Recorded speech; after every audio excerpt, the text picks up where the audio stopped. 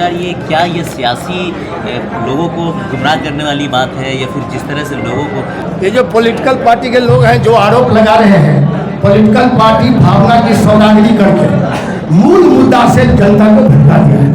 Press के लिए मैं कह रहा हूँ, मूल मुद्दा का मतलब हो गया बेरोजगारी, मूल मुद्दा है आपको प्लान समस्या, मूल मुद्दा है शिक्षा, ये सब जो मामला है, बुनियादी जो मुद्दे हैं, मसाइल हैं, उनसे जनता को भटका दिया गया है। भावना की सौदागरी करके अपनी राजनीति का पिसाच चलाकर अपनी राजनीति रोकने का ये लोग प्रयास कर रहे हैं। संजोग से मूल मुद्दा को उठाने वाला जन स्वराज एक ऐसा अभियान चल गया है तो स्वाभाविक है इसका क्रिटिसाइज करेगा। और विरोधियों के द्वारा कहा जा रहा है कि जन स्वराज जो है बीजेपी की बी टीम है, क्या कहना चाहेंगे? मैंने तो अभी बोला, शायद आप सुने नहीं।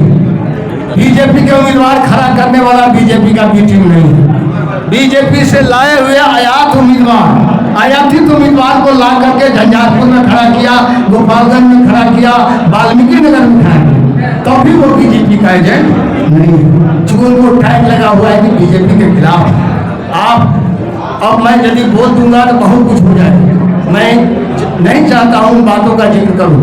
बीजेपी का कौन एजेंट है ये आगे पता चलेगा जब जन स्वराज सीधा टकराएगा बीजेपी से। आने वाला 25 में जन स्वराज का सीधा टक्कर बीजेपी या एनडीए से होगा। इन लोगों से नहीं होगा जो आरोप लगा रहे हैं। ये कहाँ रहेंगे इसलिए अपना सोचे।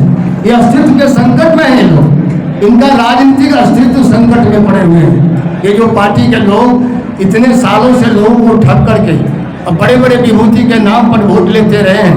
सामाजिक न्याय है, पारिवारिक न्याय है। एक परिवार के न्याय की बात करते हो, सामाजिक न्याय की बात चल रही है। कहाँ है सामाजिक न्याय, हमको बता दीजिए।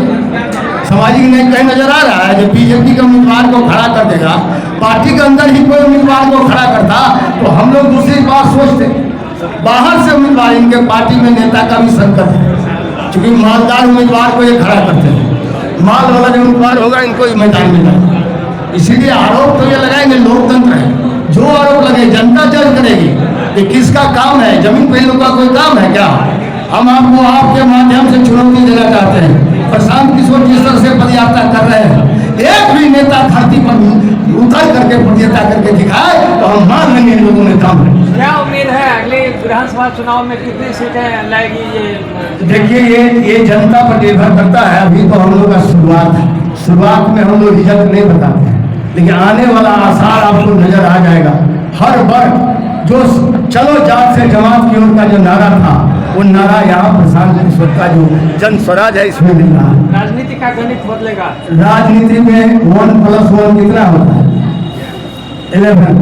और गणित में 1+1 = 2। हम लोग 1+1 रोज हो रहे हैं, 1 से 11 हो जाएंगे, इसीलिए चिंता मत करो। चलिए सर बीपीएससी तैयारी 3 में कहा गया था 14,600 सीट पे सप्लीमेंट्री रिजल्ट दिया जाएगा, लेकिन वो नहीं दिया गया। क्या बोले आप? पूरा ठीक है। बीपीएससी तैयारी 2 में 14,600 पे सप्लीमेंट्री रिजल्ट दिया जाता, लेकिन सरकार के द्वारा नहीं दिया गया। डोमिसाइल नहीं लगाया जा रहा है बिहार के बच्चों का। देखिए बिहार के बच्चे तो बाहर चले गए, केवल बच्चे ही लायक नहीं हुए हैं पढ़ने के लिए IIT में या हायर एजुकेशन में। हमारे जो बच्चे हैं वो बाहर जाकर पढ़ते हैं। इन लोगों ने कोई इंफ्रास्ट्रक्चर ऐसा नहीं बनाया, एजुकेशनल इंस्टीट्यूट जहाँ पढ़ सके बच्चे। बाहर बच्चे हमारे जा रहे हैं, मतलब पूंजी का भी हमारा प्लान हो रहा है। केवल श्रम का ही प्लान नहीं हो रहा, श्रम का तो प्लान हो ही गया है, पूंजी का भी प्लान हो गया है। और जो इंटेलिजेंट लड़का है, प्रतिभा जिसको टैलेंट है, हमारे टैलेंट का भी हो गया है प्लान।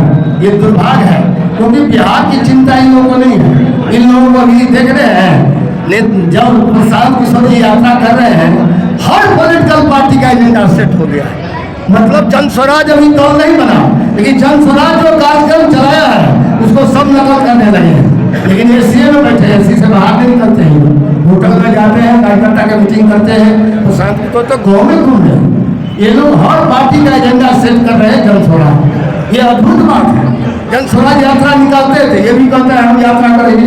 जन स्वराज सदस्यता अभियान चला रहे हैं, अथी वाला संस्थापक सदस्य हमारे पास इतना सदस्य बन गया। ये भी कहता है हम 1 करोड़ बनाएंगे। देखे होंगे आपको, दिल्ली से लेकर पटना तक सब नेता जम गए हैं। इसका मतलब प्रशांत किशोर हम लोग का मेंटर नहीं है, लेकिन वो प्रेरणा तो कहीं से ले रहे थे, क्योंकि ये लोग छोड़ दिए थे, केवल चुनाव में जगते थे।